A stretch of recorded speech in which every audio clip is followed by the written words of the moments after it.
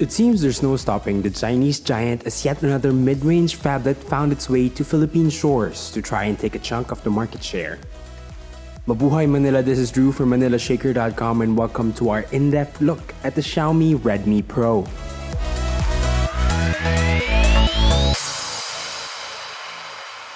The very first thing you'll notice is the obvious stack of a camera bump on the Redmi Pro's flat back.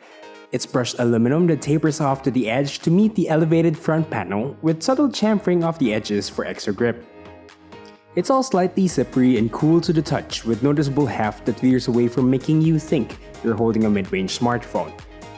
The unibody brushed metal is a step away from the Redmis of old that utilized plastic that led to dings and scratches from daily usage.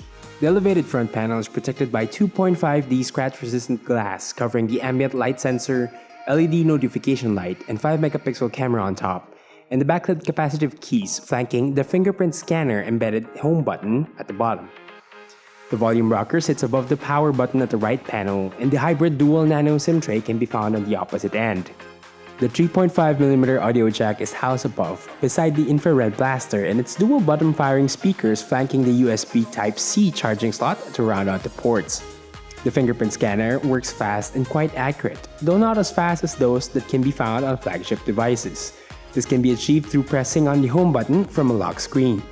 We got 8 out of 10 successful attempts through our testing, which should give you a good idea how accurate this is. Underneath all of the refreshed aesthetics is a MediaTek Deca-Core Helio X20, 3GB of RAM, 32GB of onboard storage with option to expand for the base model that we received. We were told there will be 2 more versions that employs the Helio X25, 64GB of internal memory and 3GB of RAM, and the Pro version with an extra gigabyte of RAM, Helio X25 processor, and 128GB of storage. All 3 versions will have the option to expand via micro SD card. Xiaomi opted to go with a 5.5-inch QHD OLED display that produces bright and punchy colors with some struggles when being viewed under direct sunlight, but still a good improvement over previous models of the Redmi.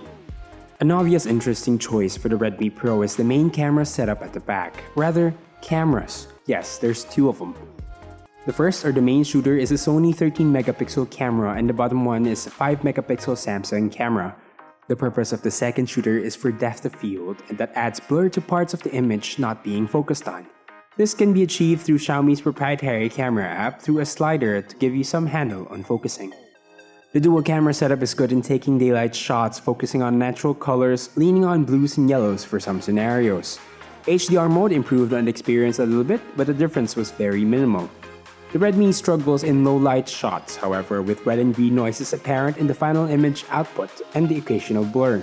Selfies are average on the 5-megapixel front-facing camera, with Xiaomi adding some post-processing magic that smooths out the face, resulting in an awkwardly taken selfie.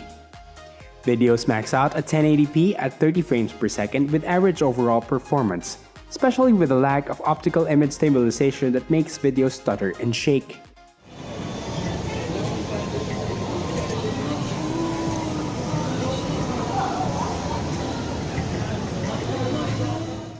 Clocked in at 2.1 GHz and 3GB of RAM, our review unit was through our daily tasks with ease.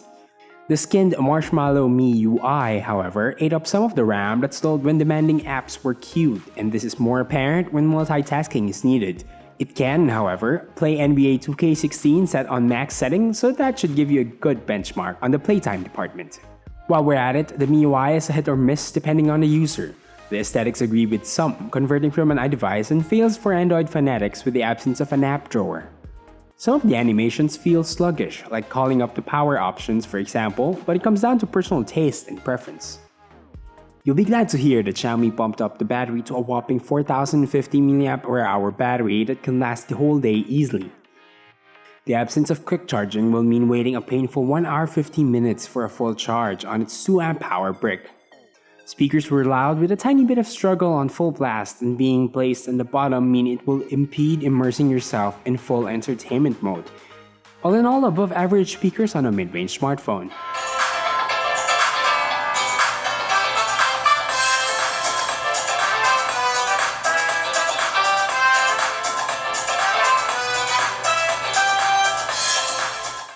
Expected to retail at 13,500 pesos for its base model, Xiaomi placed their mid-range phablet at a competitive edge against others in the same tier.